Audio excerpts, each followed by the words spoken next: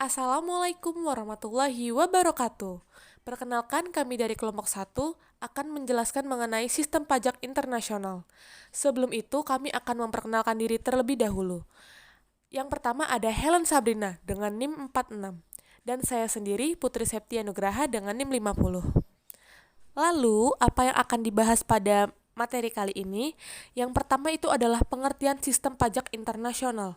Selanjutnya adalah prinsip domisili dan sumber. Yang ketiga ada sistem pajak worldwide dan teritorial. Selanjutnya ada sistem pajak di berbagai negara. Apa itu pajak internasional? Pajak internasional merupakan kesepakatan perpajakan antar negara yang mempunyai persetujuan penghindaran pajak berganda atau P3B dan dilakukan sesuai dengan ketentuan dalam Konvensi Wina. Persetujuan ini mengakibatkan peraturan pajak yang berlaku di suatu negara tidak berlaku atas penduduk atau organisasi asing apabila sudah disepakati perjanjian bilateral khusus antara kedua negara yang memiliki kesepakatan tersebut.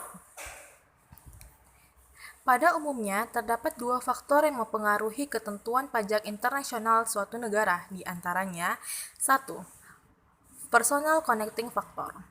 Faktor penghubung yang mengaitkan hak pajak suatu negara berdasarkan status subjek pajak tersebut. Untuk subjek pajak orang pribadi, ketentuannya berdasarkan kriteria tempat tinggal atau keberadaan. Dan yang kedua adalah objective connecting factor. Mengaitkan hak pajak suatu negara berdasarkan keberadaan aktivitas ekonomi atau objek pajak terhubung dengan daerah teritorial suatu negara. Pemberlakuannya diatur dalam hukum pajak internasional. Pertama ada prinsip domisili. Berdasarkan prinsip ini, negara akan mengenakan pajak atas suatu penghasilan yang diterima oleh orang pribadi atau badan apabila untuk kepentingan perpajakannya, orang pribadi tersebut merupakan penduduk di negara itu atau badan yang berkedudukan di negara itu. Nah, dalam kaitan ini, tidak dipersoalkan dari mana penghasilan yang akan dikenakan pajak itu berasal.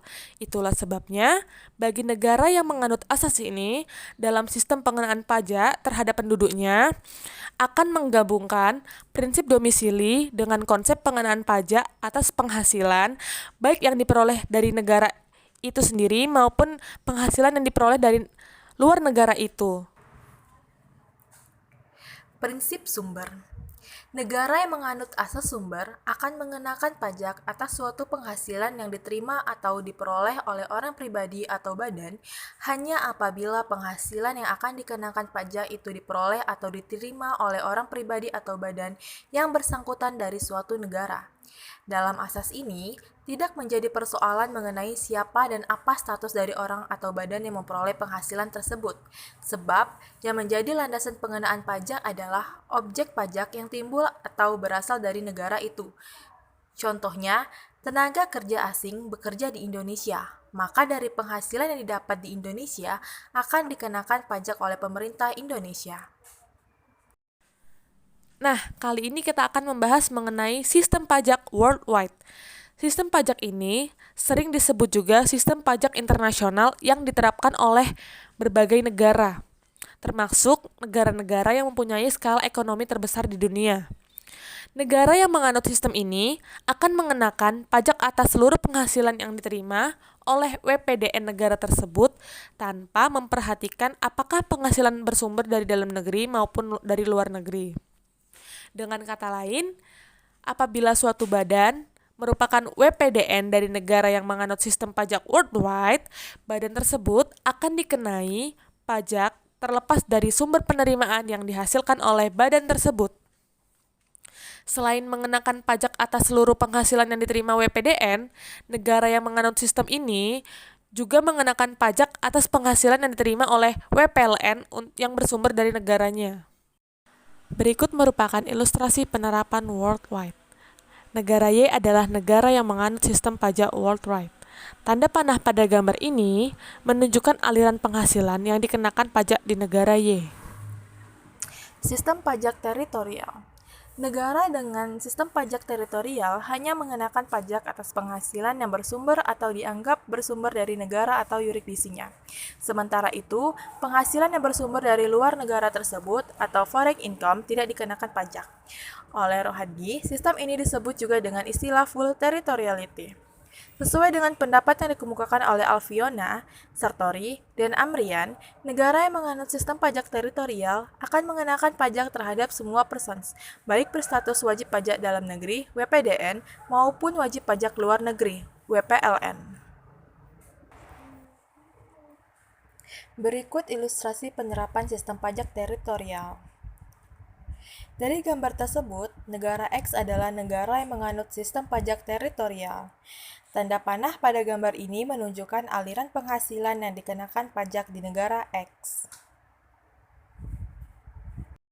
Selanjutnya ada sistem pajak di berbagai negara. Suatu negara akan berupaya untuk mendapatkan bagian yang adil atau fair share atas klaim hak pemajakan internasional dengan memperhatikan klaim hak pemajakan internasional negara lain. Lebih lanjut, prinsip kesetaraan mengatur bahwa pemajakan atas penghasilan yang diterima oleh subjek pajak dalam negeri, baik yang berasal dari dalam negeri maupun luar negeri, akan diperlakukan secara sama. Prinsip ini diterapkan oleh negara-negara yang menganut asas worldwide income. Adapun efisiensi ekonomi merujuk pada pengembangan iklim ekonomi yang efisiensi, yaitu suatu desain sistem perpajakan internasional yang bersifat netral. Demikian yang dapat kami sampaikan dari kelompok 1. Jika ada kesalahan kata mohon dimaafkan. Terima kasih kepada teman-teman semua yang sudah menonton video ini. Semoga bermanfaat untuk kita semua. Dan terima kasih kepada Pak Dedi selaku dosen pengajar mata kuliah Pajak Internasional. Wassalamualaikum warahmatullahi wabarakatuh.